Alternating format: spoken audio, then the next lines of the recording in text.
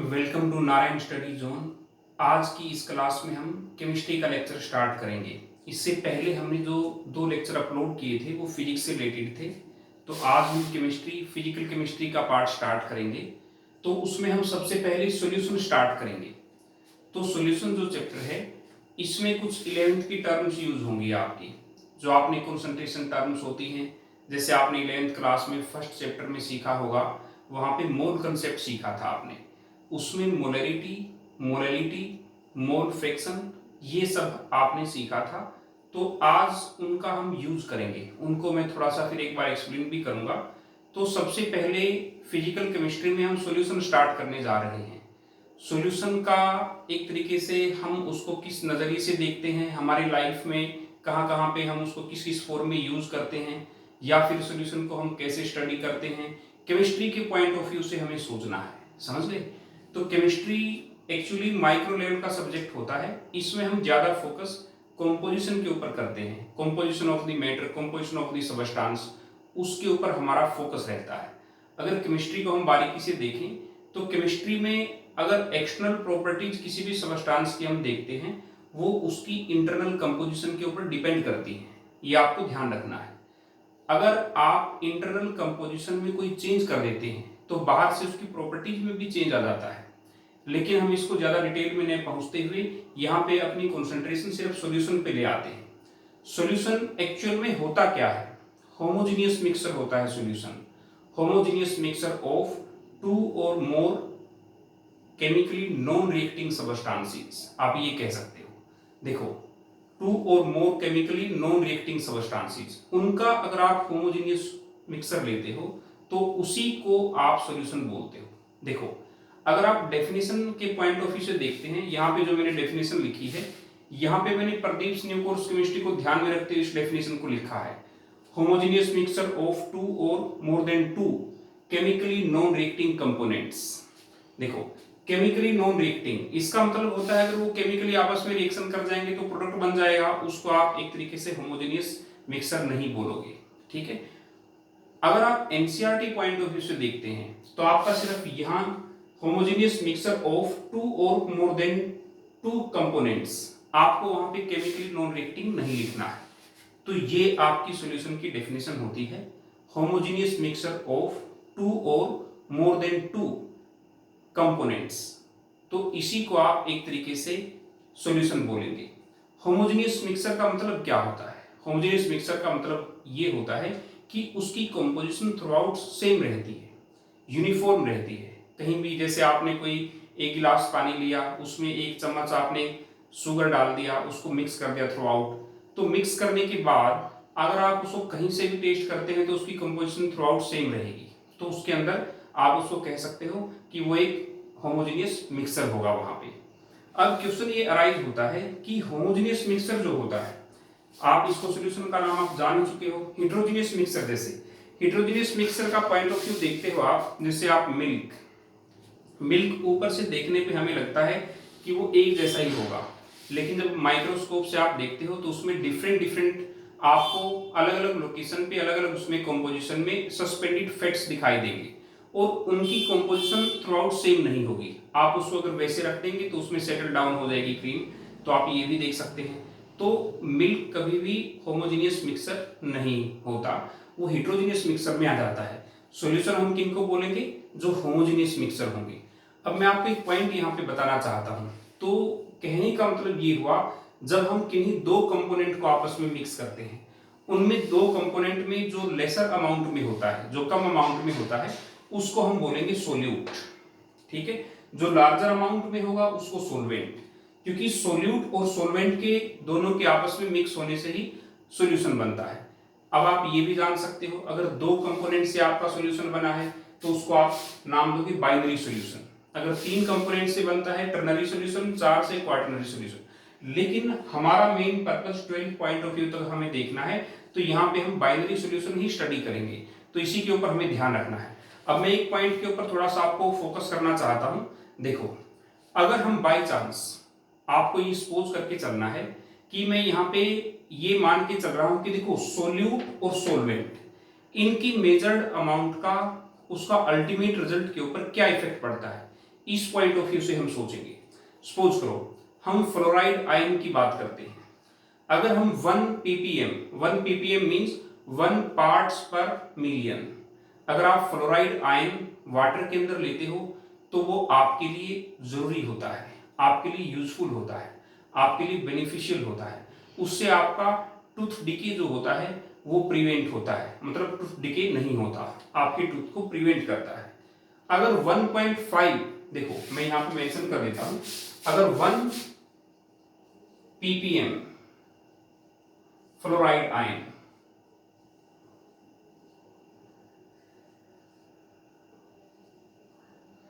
In water, अगर आप ये लेते हो ये आपके लिए यूजफुल रहेगा, समझ गए। लेकिन अगर आप 1.5 ppm fluoride ion in water लेंगे तो इससे आपके टूथ को नुकसान होगा, वो आपके लिए हार्मफुल हो जाएगा, समझ गए। तो वो एक तरीके से मोटलिंग में, एक तरीके से मोटलिंग की तरफ ले जाएगा, आपका टूथ डिके स्टार्ट हो जाएगा, उसमें एक तरीके से आपको दिक्कत आ जाएगी, वो आपके लिए सुटेबल नहीं होता। अगर आप इससे ज्यादा लेते हैं, मोर देन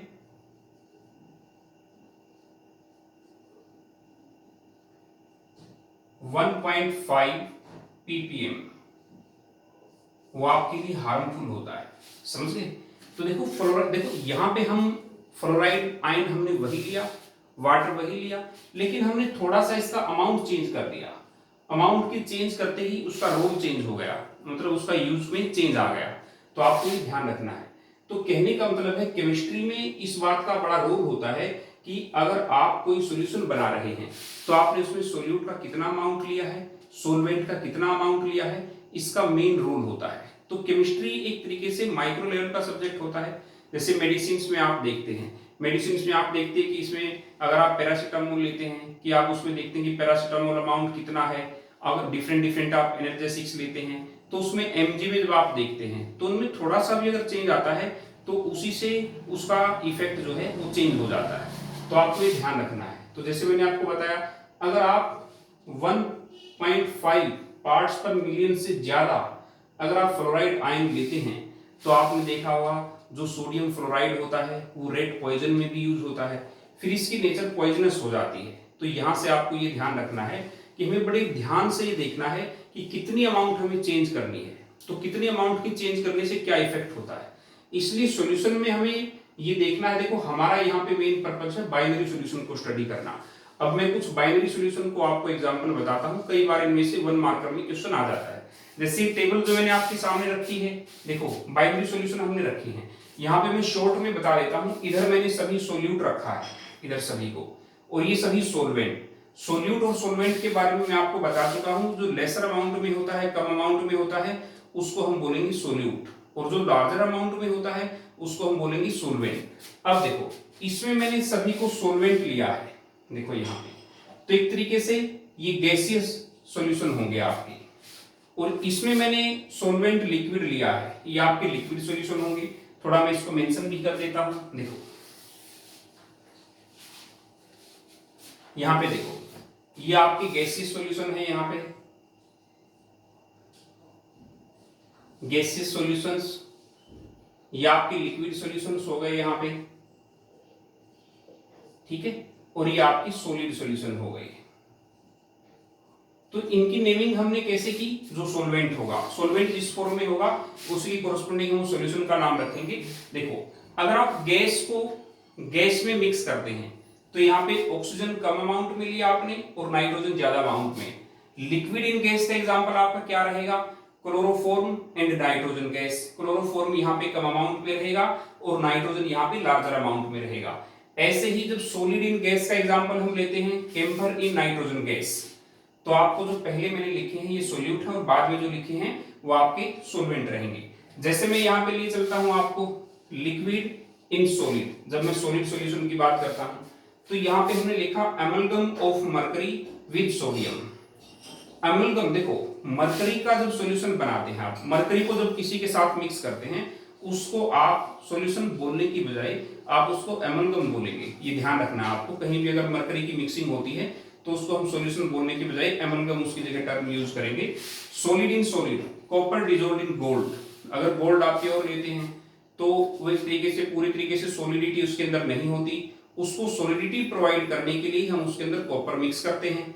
तो ये आपका कॉपर यहाँ पे कम अमाउंट में होगा और गोल्ड जो है वो ज्यादा अमाउंट में रहेगा। तो ये हमने स्टडी किया यहाँ तक। अब मैं बात करता हूं कि अगर आप measured amount of solute, measured amount of solvent के अंदर अगर आप मिक्स करते हैं तो इसको हम एक तरीके से बोलते हैं कॉन्सेंट्रेशन ऑफ द सॉल्यूशन। अगर आप किसी भी सॉल्यूशन की कंपोजिशन को प्रॉपर्ली डिस्क्राइब करना चाहते हैं तो उसको हम कॉन्सेंट्रेशन की फॉर्म में डिफाइन कर सकते हैं। अब मैं देखो इसको थोड़ा सा फर्दर एक्सप्लेन कर देता हूं। ये मेरे ख्याल से आपने नोट कर लिया होगा, तो इनमें से क्वेश्चन बन जाता है, इसीलिए मैंने ये लिस्ट लिखी है यहाँ पे। तो इनमें से अक्सर नॉर्मल नहीं पूछेंगे आपसे, जैसे आपसे ये पूछा जाएगा सॉलिड इन गैस, जैसे ये इंपॉर्टेंट रहेगा। सॉलिड इन गैस अक्सर ये पूछ लिया जाता है। कैम्फर इन नाइट्रोजन गैस, तो आपका देखो ये भी आप सभी जानते हैं। आप ये देखो गैस इन सॉलिड, ये आपसे पूछ लिया जाता है। तो लिक्विड इन सॉलिड ये भी इंपॉर्टेंट होता है। तो ये मैंने जो आपको टिक किया है ये इंपॉर्टेंट रहेंगे, तो आपको ये नोट कर लेना है ध्यान से। तो अब हम कंसंट्रेशन के बारे में थोड़ा सा डिस्कस करेंगे।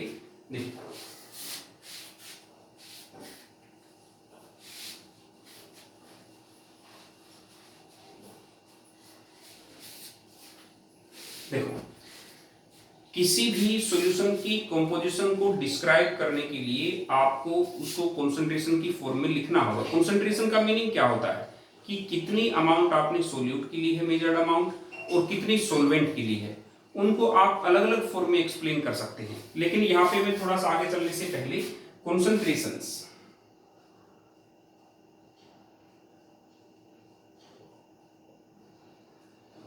इसके बारे में थोड़ा सा डिस्कस करना चाहता हूं। अब अकेला कंसंट्रेशन बोल देना यहाँ पे एक तरीके से सफिशिएंट नहीं रहेगा। कंसंट्रेशन को आप दो तरीके से डिफाइन कर सकते हैं। एक तो आप क्वालिटेटिव फॉर्म में, क्वालिटेटिव फॉर्म,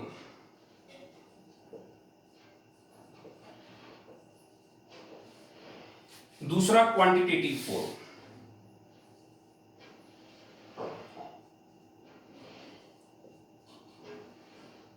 देखो जब आप क्वालिटेटिव फॉर्म की बात कर रहे हैं या क्वालिटेटिवली आप बात कर रहे हैं तो उसमें आपको ध्यान रखना है, यहां पे हम बोलेंगे सिर्फ डाइल्यूट सॉल्यूशन,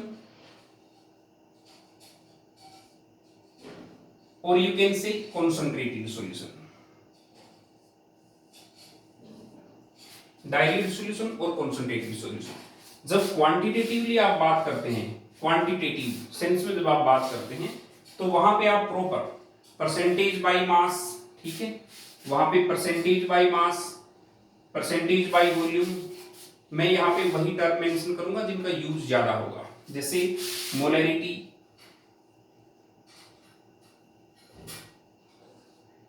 कैपिटल एम से आप इसको डिनोट करते हैं, मोलैरिटी, स्मॉल एम से आप इसको डिनोट करते हैं मोल फ्रैक्शन।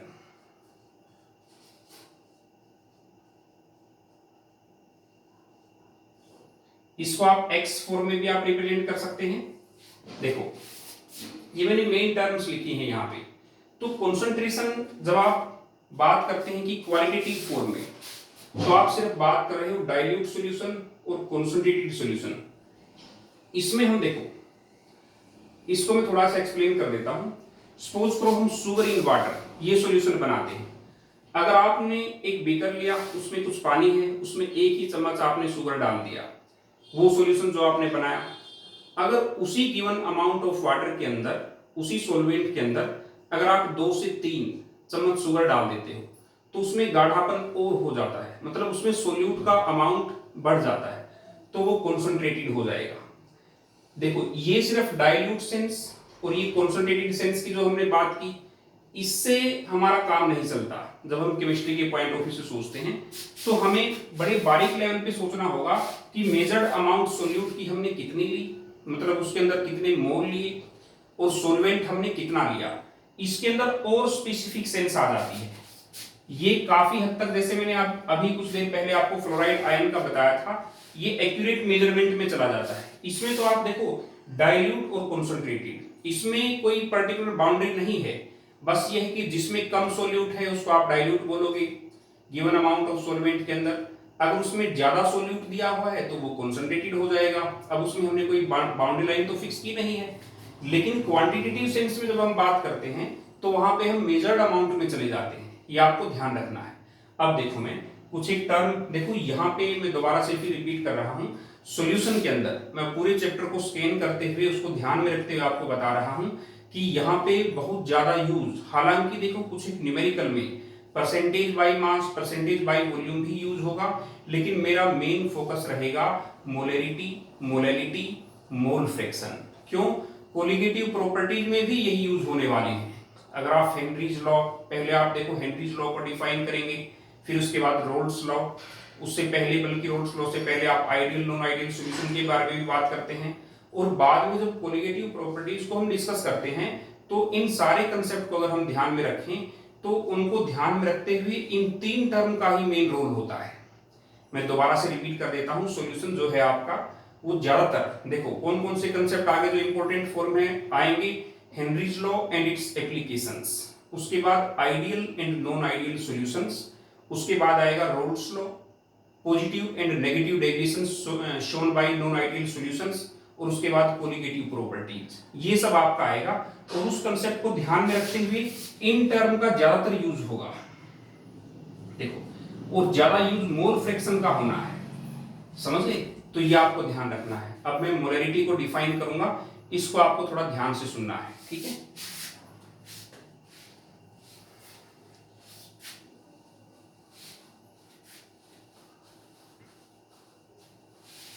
देखो आपने 11th क्लास में देखा हो कि मोलैरिटी क्या होती है।